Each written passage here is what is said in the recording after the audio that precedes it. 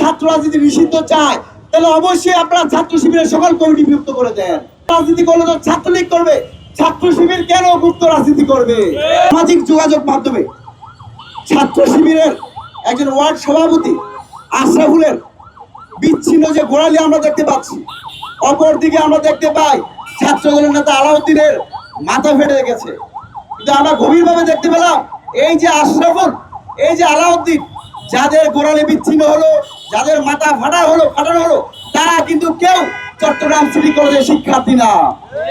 তো এই যে স্পষ্ট বলা যায় চট্টগ্রাম সিটি কলেজে নিজেদের আধিপত্য বিস্তার করতে গিয়ে বাড়াতে খুঁড়ি তারা নিয়ে এসেছিল ক্যাম্পাসগুলোতে, বহিরাগত নিয়ে এসেছে, বিভিন্ন কলেজ ক্যাম্পাস থেকে তারা সিটি কলেজে তাদের শক্তি প্রদর্শন করার জন্য নিয়ে এসেছে।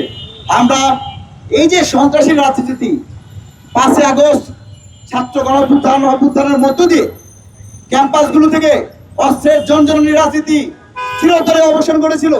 এই ক্যাম্পাসগুলোতে মাস্তানির রাজনীতি, খাওয়া রাজনীতি এবং গুপ্তগরি রাজনীতি কিন্তু চিরস্থায়ী অবসান করার কথা ছিল। কিন্তু আমরা দেখতে পেলাম নির্বাচিত সরকার আসার পরপরই গত কয়েকদিন আগে মিরপুর কলেজে একজন প্রিন্সিপালের সাথে ছাত্র শিবির জামাতের নেতা কর্মীরা কি দৃষ্টান্তমূলক আচরণ করেছে। কয়েকদিন আগে মার্চ মাসে ঢাকা পলিটেকনিক ক্যাম্পাসে রাতভর আমরা ছাত্র শিবির ছাত্রদলের সংঘর্ষ দেখতে পেয়েছি। আমরা কিন্তু এটাও মনে রয়েছে 2001 থেকে 2006 সালে ছাত্রদল ছাত্র শিবির যখন একসাথে ছিল, তখন এই যে শিবিরের রক কাটার ইতিহাস, ছাত্রদলের বুয়েটের ক্যাম্পাসের একজন শিক্ষার্থীদের হত্যা করার ইতিহাস কিন্তু এই বাংলাদেশের জমিতে এখনো রয়েছে। কিন্তু আমরা অভ্যুত্থানের মধ্যে দিয়ে স্বৈরাচার ফ্যাসিবাদের বিরুদ্ধে তাদের কাঁধ মিলে লড়াই করার কারণে আমরা তাদের ইতিহাসের যেই নৃশংস ঘটনা ছিল আমরা তাদেরকে মাফ করে দিয়েছিলাম। কিন্তু এখন পুনরায় যারা আবার ক্যাম্পাসগুলোতে অস্ত্রের জনজননী করতে চায় তাদেরকে কোনোভাবেই শিক্ষার্থীরা বরদাস্ত করবে না।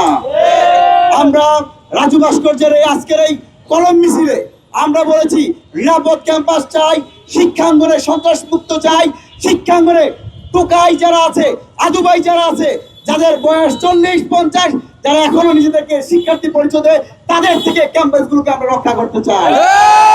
শিক্ষার সুষ্ঠু পরিবেশ নিশ্চিত করতে হলে অবশ্যই গাপ্পি মেরে থাকা গুপ্তগিরি রাজনীতি নিষিদ্ধ করতে হবে। আমরা জানি বর্তমানে সন্ত্রাসী সংগঠন ছাত্রলীগের রাজনীতি নিষিদ্ধ করা হয়েছে। তাই গুপ্ত রাজনীতি করলে তো ছাত্রলীগ করবে, ছাত্র শিবির কেন গুপ্ত রাজনীতি করবে?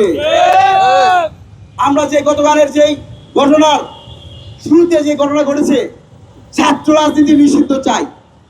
আমি শিবিরের মধ্যে আহ্বান জানাই, শিবির যদি প্রতিটি ক্যাম্পাসে ছাত্র রাজনীতি নিষিদ্ধ চায়, তাহলে অবশ্যই আপনারা ছাত্র শিবিরের সকল কমিটি বিভক্ত করে দেন।